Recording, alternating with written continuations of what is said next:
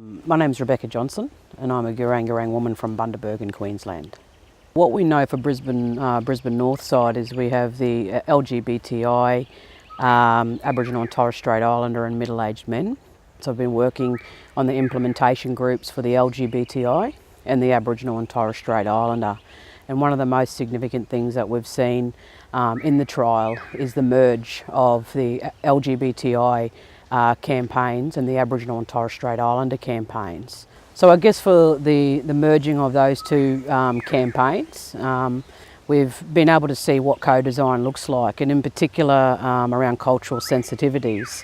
As a first, we see the LGBTI Aboriginal and Torres Strait Islander community merge with the Aboriginal and Torres Strait Islander stream in the campaigns. And the cultural leadership that's offered in that in terms of the elders and our Aboriginal and Torres Strait Islander organisations and stakeholders have collectively sat at the table with members, because what we know with members of the LGBTI communities, we suffer really higher rates of isolation and discrimination. So this process has allowed us to collaboratively work together. It is a co-design, but it also allows LGBTI voices to be at the table, to be heard, the lived experiences of those voices to be heard, and also for us to have the guidance of Aboriginal and Torres Strait Islander elders. And ensuring cultural safety is really important, and it's fully enmeshed through our Aboriginal and Torres Strait Islander stream, but it's particularly important to share those values in the LGBTI stream, that cultural safety has to be first and foremost at the front of the work that we're doing collectively in that LGBTI stream as well. So some of the other experiences and what we'll see over a period of time and what we have seen is the building of cultural capacity inside non-Indigenous LGBTI stakeholders or organisations that are taking lead in different areas of the trial. But more importantly, gar'ban'djee'lum and IndigiLez are partnering with those lead organisations. So what we inevitably are doing is building cultural capacity across all of our communities. And we're also building their knowledges around, what are the perspectives of Aboriginal and Torres Strait Islander LGBTIQ brother, boy and sister girl people, and how do we ensure when we're working collaboratively together that we are embedding Aboriginal and Torres Strait Islander perspectives through all of the work that we're doing collectively together in the trial.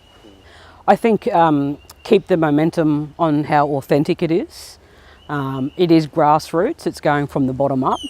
It's the sharing of experiences, it's the sharing of knowledges, and having that two-way process that even in the LGBTIQ and brother, boy and sister girl communities, that there's that opportunity as well to share knowledge and experiences.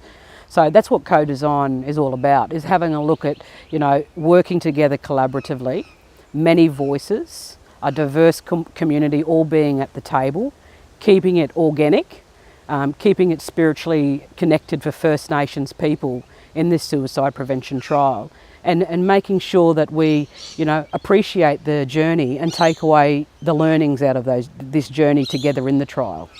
So, for other LGBTI non-Indigenous organisations, I would encourage them to, focus on developing cultural leadership, allowing Aboriginal and Torres Strait Islander people to lead their work in Aboriginal and Torres Strait Islander business, have the relationship and build the relationship and ensure that you're building cultural capacity inside your organisation, and build towards everything being collaborative together.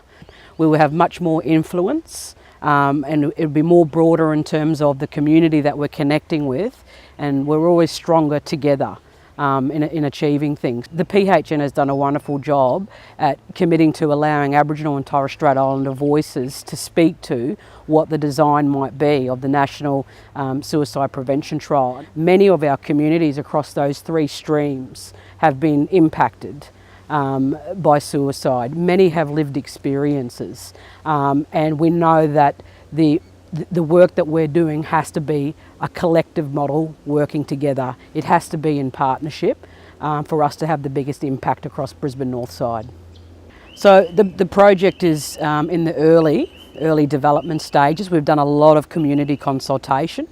The PHN and all of the partner organisations involved have done the consultations, have invited in community and stakeholders to have the discussions around what this trial will look like.